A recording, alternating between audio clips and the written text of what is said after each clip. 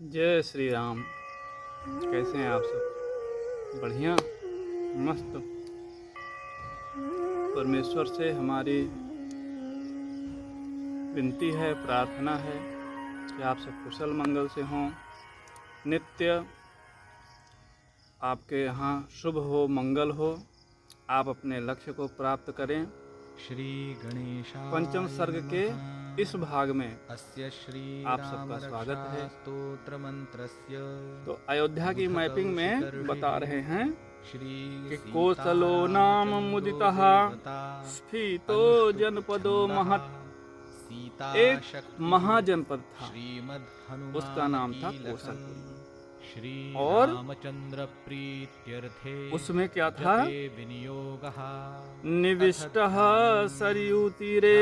दाजानुबाहुं धृतशरधनुषं बद्धपद्मा सरयू जी के किनारे वो कौशलपुरी नाम का महाजनपद स्थित था। और निविष्टः सरयू तीरे के बाद प्रभूत धन धान्यवान, उसमें अकूत की धन संपदा भी थी और अन्न भी था। कहीं कहीं ऐसा होता है कि धन होता है लेकिन अन्न उपजाने लायक जमीन नहीं होती। लेकिन अयोध्या में, कौशलपुरी में यह सब कुछ था। अब उसके बाद, कौशलपुरी के बाद अयोध्या की एग्जैक्ट लंबाई और चौड़ाई दे रहे हैं। अयोध्यानाम नगरी तत्रासी लोक विश्रुतः सासितून धनुर्बाण पाणिन्नक्तञ्चरान्तकम् स्वलीलया जगत्रातुम् मनुना मानवेन्द्रेण या पुरी निर्मिता स्वयं।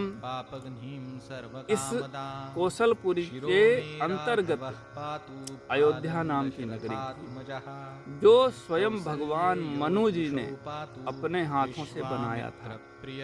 और आयता 10 च 2 च योजनानि महापुरी।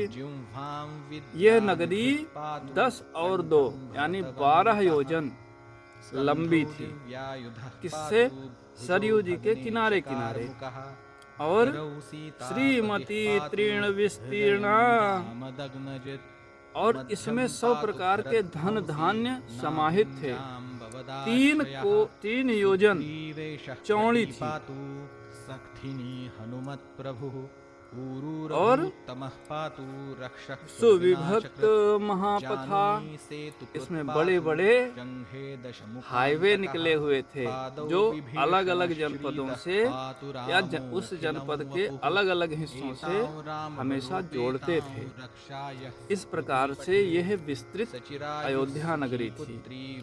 हमारा सौभाग्य है कि हम भी उसी कौशलपुरी के ही अंतर्गत आते हैं। न द्रष्टुमपि शक्तास्ते रक्षितौ राम राजमार्गेण महता सुविभक्तेन शोभिता मुक्त पुष्पावकीर्णेन जलसिक्तेन नित्यशः। पहले तारकोल के हाईवे तो होते नहीं थे, कच्चे हाईवे होते थे। लेकिन उन कच्चे रास्तों पे भी रोज जल से सिंचाई की जाती थी ताकि उनमें धूल न बनने पाए। और इस तरह से कह रहे हैं कि ऐसी महान नगरी में महाराज दशरथ नाम के राजा राज करते थे। ताम तू राजा दशरथ हो महाराष्ट्र विवर्धनः। जो महाराष्ट्र वाले हैं वो भी प्रसन्न हो जाएं। रामायण में उनका भी उल्लेख है अयोध्या के संबंध से। तो कह रहे हैं कि ऐसी धन धान्य संपदा से भरी हुई नगरी में दशरथ जी नाम करके राजा उस महाराष्ट्र में उसकी और अधिक उसके धन धान्य को और अधिक बढ़ाने में नित्य लगे रहते थे। और कैसे? जैसे देवलोक में राजा इंद्र बने रहते हैं। और इसके बाद कह रहे हैं कि वो नगरी देखने में बहुत सुंदर थी। सुंदर सुंदर उसमें दरवाजे थे, सुंदर सुंदर उसमें लड़ियां लगी हुई थी, तोरण लगे हुए थे। वहाँ की जो बाजारें थी, गलियां थी, रहने के जगह थी, वो बहुत ही प्लान से डिजाइन किया गया था और उसी हिसाब से लोग रहते थे कि रेजिडेंस कहाँ रहेगा, मार्केट कहाँ रहेगी, राजा महाराजा कहाँ रहेंगे, ये सारी व्यवस्था प्री प्लान्ड करके बसाई गई। और कह रहे हैं कि सूत मागध संबाधाम श्रीमतीम अतुल प्रभाम।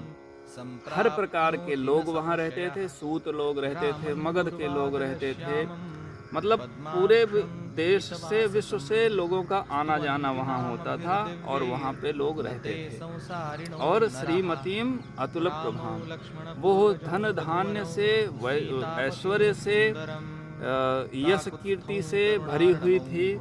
अतुल प्रभाम, उसकी शोभा, उसका ऐश्वर्य अतुलनीय था, किसी से उसकी तुलना नहीं की जा सकती थी। और उच्च अट्टालिका, बड़े बड़े बिल्डिंगें थी, हाई रेज बिल्डिंग, स्काई लार्किंग बिल्डिंगें थी। अच्छा, कुछ लोग कहते हैं कि तोपें बाबर के समय से आई। ये केवल भ्रांति है इन हरामखोर इतिहासकारों के कारण से।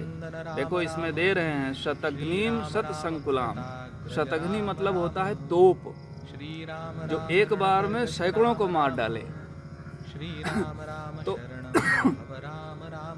ऐसे में कह रहे हैं कि अयोध्या जी के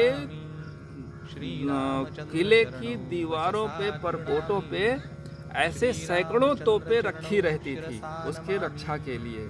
आप सबका कल्याण हो, आप सबकी जय हो। भगवान श्री सीताराम में आपका प्रेम बने, स्नेह बने।